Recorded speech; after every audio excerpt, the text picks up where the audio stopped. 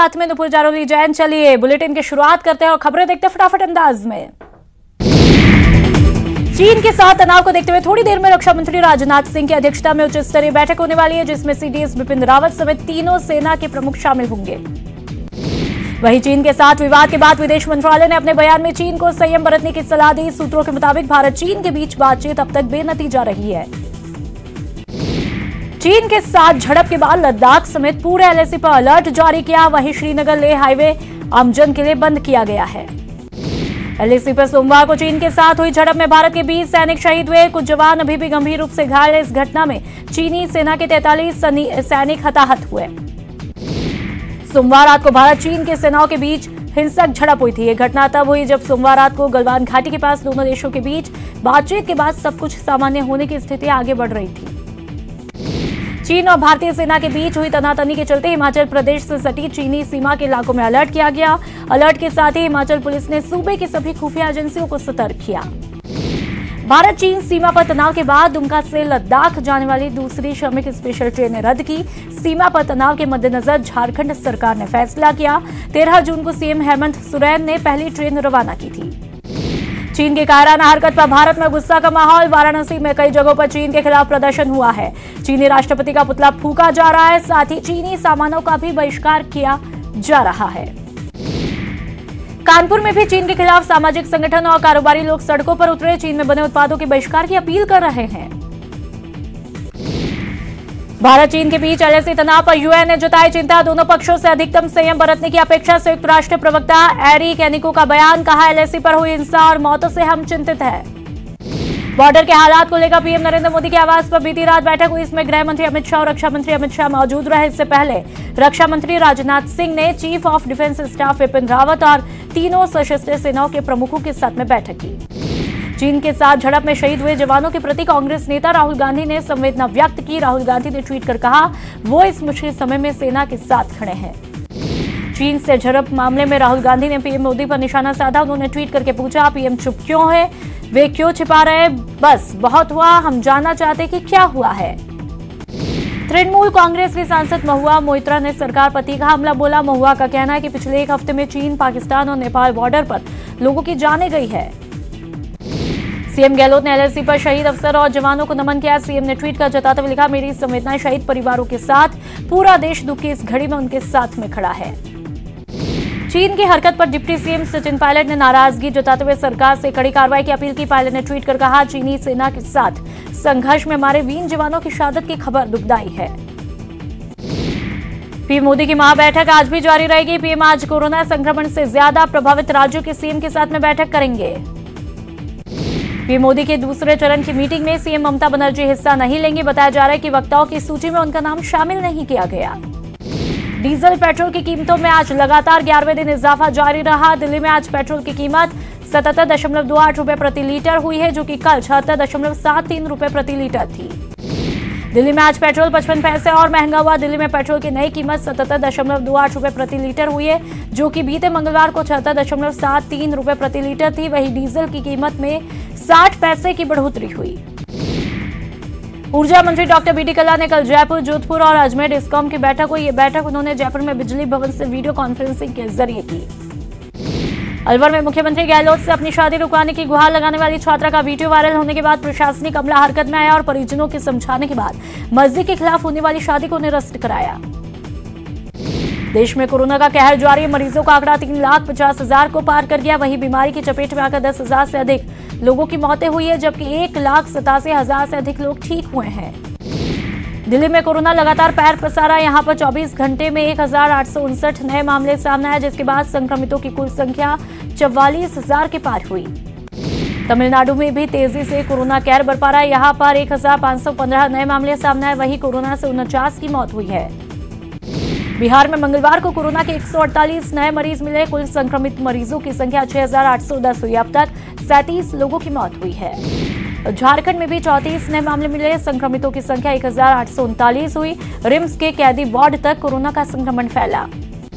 मथुरा में corona graph तेजी से बढ़ रहा है। 24 घंटे में प्रदेश में 115 नए मामले सामने आए, जिसके बाद संक्रमितों का आंकड़ा 13,000 के पार हुआ।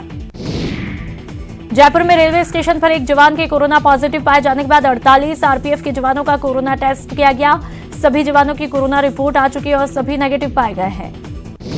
कोटा में 1271 लोगों के सैंपल की जांच की, लेकिन एक भी कोरोना पॉजिटिव मामला सामने नहीं आया। वहीं कोरोना के नियंत्रण के लिए चिकित्सा विभाग की स्क्रीनिंग और जागरूकता गतिविधियां जारी है। कोटा में कोविड-19 को नियंत्रित करने के लिए जिला प्रशासन लगातार कोशिश में जुटा है। ऐसे में जिला मजिस्ट्रेट ने एक आदेश जारी करते हुए भीमगंज मंडी, बोरखेड़ा, महावीर नगर, दाताबाड़ी थाना क्षेत्रों को चिन्हित करके इलाके में कर्फ्यू लगाया। कोटा में कोरोना को लेकर बड़ी राहत दी जा रही है। मंगलवार को एक साथ 19 मरीजों को डिस्चार्ज किया गया। कोटा अब कोरोना मुक्त होने की तरफ है। कोरोना काल में मंगलवार को पहली बार एक भी पॉजिटिव मरीज नहीं आने के साथ ही 19 मरीजों को घर भेजा। अलवर के किशनगढ़ बास कस्बे सहित क्षेत्र में 8 कोरोना पॉजिटिव मरीज सामने आए। किशनगढ़ बास कस्बे में 2 दिन पहले कोरोना पॉजिटिव आई महिला के परिवार के सदस्य संक्रमित हुए। मंगलवार को परिवार के 7 सदस्य कोरोना पॉजिटिव हुए हैं। बाड़मेर के बालोतरा नाहटा अस्पताल से डिस्चार्ज हुई महिला की रिपोर्ट पॉजिटिव आने से प्रशासन में खलबली मची। महिला की खोजबीन कर उसे एम्बुलेंस में कोविड सेंटर भेजा। भीलवाड़ा में कोरोना संक्रमण मुक्त हुए 6 मरीजों को डिस्चार्ज किया गया। अब तक 159 कोरोना संक्रमण मुक्त हुए व्यक्ति को घर भेजा जा चुका है। सवाई माधोपुर में जिला प्रशासन ने अभी तक धार्मिक स्थलों को श्रद्धालुओं के दर्शन के लिए खोलने की अनुमति नहीं दी, लेकिन उससे पहले सभी धार्मिक स्थलों में हाइपोक्लोराइट सोडियम का छिड़काव कर सैनिटाइज करने का कार्य जोरों शोरों पर है। भरतपुर जिला कलेक्टर ने सीएम से वार्ता कर उनको जानकारी दी कि मामले में जिस तेजी से बढ़ रहे हैं, वही जिला कलेक्टर ने निर्देश दिए जरूरी काम के दौरान ही लोग घरों से बाहर निकले, आवश्यकता पड़ने पर ही जरूरी सामान मिलेगा। कोरोना के प्रकोप का असर श्रद्धा केंद्रों पर भी पड़ रहा है। वायरस के तेजी से फैलाव की आशंका को देखते हुए प्रशासन ने पूरे चूरू जिले में एक बार फिर प्रसिद्ध धार्मिक स्थलों को आम जनता के लिए 31 जुलाई तक बंद करने का फैसला किया। सवाई माधोपुर के रणथंभौर दुर्ग में घूमने आने वाले पर्यटकों को पालकी में बैठाकर भ्रमण करवाने वाले पालकी चालकों के परिवार पर रोजी रोटी का संकट मंडरा रहा है। कोटा में एमबीएस अस्पताल की सुरक्षा व्यवस्था एक बार फिर सवालों के घेरे में। अस्पताल का ही चतुर्थ श्रेणी कर्मचारी ओपीडी में महिलाओं के सामने अजीबोगरीब हरकत करने लगा। सरकार ने वंदे भारत मिशन का तीसरा चरण शुरू किया। इस चरण में पहली फ्लाइट कुवैत से 162 राजस्थानियों को लेकर जयपुर एयरपोर्ट पहुंची। कुवैत से आने वाले ज्यादातर राजस्थान के मजदूर और कामगार लोग हैं। मंगलवार को पहली बार जयपुर एयरपोर्ट पर यात्रियों की चहल पहल दिखाई दी। एयरपोर्ट पर फ्लाइट शेड्यूल में इजाफा किया गया। मंगलवार के लिए 5 नई फ्लाइट्स जोड़ी गई, वहीं कई फ्लाइटें रद्द भी रही। राजसमंद उपवन संरक्षक ने पत्रकार वार्ता करके सरकार के स्पष्ट आदेशों की जानकारी दी। उन्होंने बताया रणथंभौर नेशनल पार्क, कुंभलगढ़ अभयारण्य और जवाई पैंथर कंजर्वेशन एरिया में 1 किलोमीटर तक व्यावसायिक गतिविधियां चल पाएंगी। बाड़मेर के हॉस्पिटल कैंपस में कोरोना पाए जाने के बाद क्षेत्र के हॉस्पिटल कैंपस क्षेत्र को जीरो मोबिलिटी क्षेत्र घोषित करके कर्फ्यू लगाया गया। चूरू के बिदासा थाना क्षेत्र में नाबालिग छात्र को बंधक बनाकर मारपीट करने का मामला सामने बताया जा रहा है कि आरोपी पहले नाबालिग छात्र को बहलाकर अपने घर ले गया और उसे कोल्ड ड्रिंक में शराब मिलाकर पिलाई। घटना की सूचना मिलने के बाद नाबालिग के परिजनों ने बिदासा थाने में मामला दर्ज कराने के बाद आरोपी पर कार्रवाई की मांग की है। पाली में खिवाड़ा थाना पुलिस ने बड़ी कार्रवाई करते हुए अवैध डोडा पोस्ट से भरी स्कॉर्पियो कार को जब्त किया, जिसमें 19 पैकेट में 324 किलो डोडा पोस्ट बरामद किया। बरामद डोडा पोस्ट की कीमत 15 लाख रुपए बताई जा रही। पुलिस गाड़ी का डिटेल निकालकर तस्करों के बारे में पता करने की कोशिश कर रही है। श्री गंगानगर एसीबी ने जिले के श्रीकरणपुर पंचायत समिति के सरपंच कमलदीप को 9,000 रुपए की रिश्वत लेते रंगे हाथों गिरफ्तार किया है। एसीबी ने शिकायत सही पाने के बाद रिश्वतखोर सरपंच को पद्मपुर से गजसिंहपुर जाने वाली मार्ग पर पेट्रोल पंप के सामने 9,000 रुपए रिश्वत लेते रंगे हाथों गिरफ्तार किया। एसीबी सरपंच की बाकी संपत्ति खंगालने में जुटी है। कोटा के आसपास वन भूमि और यूआईटी की खाली जमीनों पर अवैध पत्थर खनन करने वाले माफियाओं की अब खैर नहीं। इसको लेकर 2 दिन पहले संभागीय आयुक्त, जिला कलेक्टर और डीआईजी ने बैठक की, जिसके बाद संबंधित थानों की पुलिस जिन जिन स्थानों पर अवैध खनन हो रहा है वहां पर पुलिस दिन में गश्त कर रही है। श्री गंगानगर में घूसखोर सरपंच एसीबी के हत्थे चढ़ा। ये मामला मुकंद ग्राम पंचायत का है, जहां पर सरपंच कमलदीप को एसीबी ने ट्रैप किया। भरतपुर के मेवात में गौ तस्करी, गौ हत्या की वारदातें थमने का नाम नहीं ले रही। कामा थाने के गांव काता में गौ हत्यारों ने एक गाय का वध किया। वहीं पुलिस को देख गौ हत्यारे मौके से फरार हुए। जैसलमेर के अमरसागर गांव में खनन माफिया लगातार अवैध खनन को अंजाम दे रहे। पत्थरों के इस अवैध खनन को रोकने में विभाग पूरी तरह असफल है और पूरा मामला अवैध कारोबार के रूप में तब्दील हुआ है।